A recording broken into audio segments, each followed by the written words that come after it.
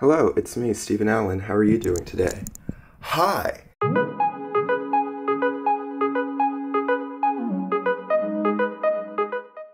So, I'm at home right now. I'm just using my Sony RX0. My outfit, I feel like this is just my go-to. I'm going to take this jacket off, it's super hot. I feel like this is just my go-to outfit whenever I have to run errands in the Upper East Side. I just put on this polo shirt that I've had since college, and these pants that actually have a few rips on them. I kind of want to distress them. Anyway, I just wanted to check in with you, and yeah, like this undershirt is showing. So I had to ship a few things through UPS. I'm so glad because now I have more space in my apartment without all of those boxes everywhere.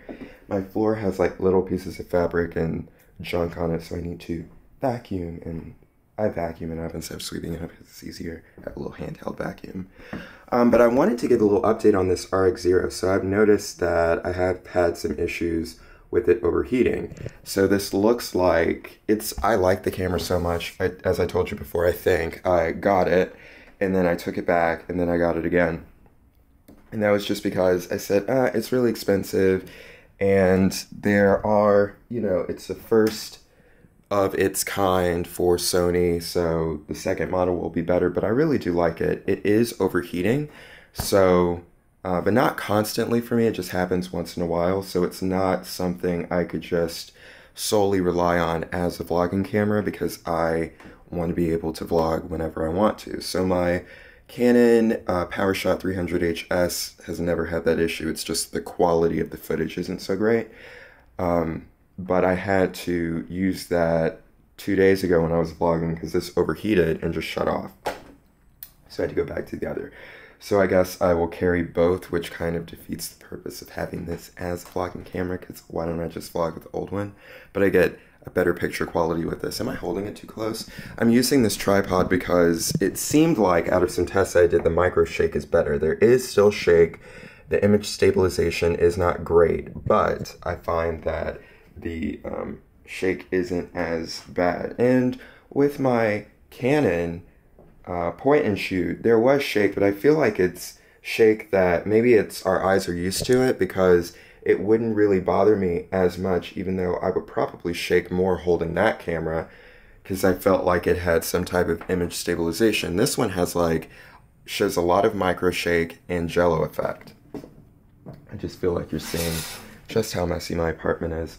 It's really not that bad, it's just I have to dust and vacuum, really that's it.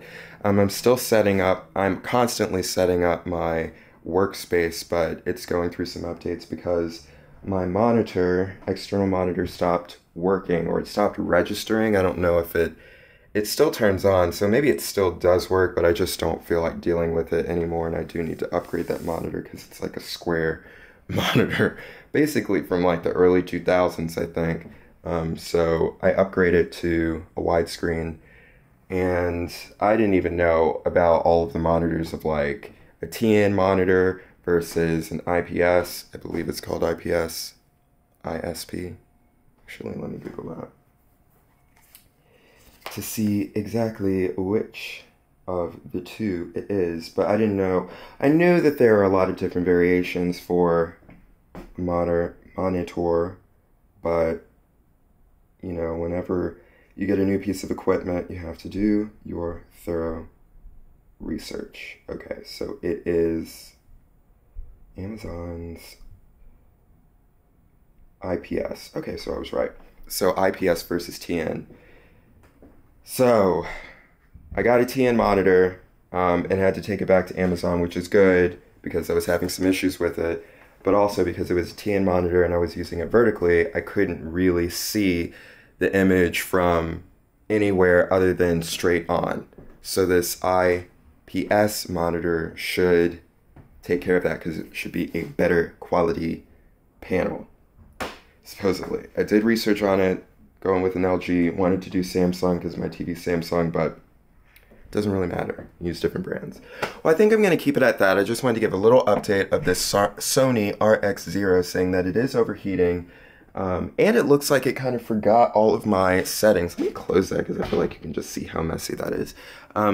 It seems to have kind of like forgotten some of my settings because I had it set to turn the back monitor off. Well, you can't see that because you're facing me, but the back monitor off after a certain amount of seconds or minutes after you start recording, so it can kind of look like you're not filming. And I didn't reset that feature because it is kind of nice having it on, because I constantly have to push the thing to push a button on the camera to see if it's still recording, so I might as well keep it on. But anyway, that is about it, and I hope you're having a grand time wherever you are, and I just want to say be brilliant. All right, bye.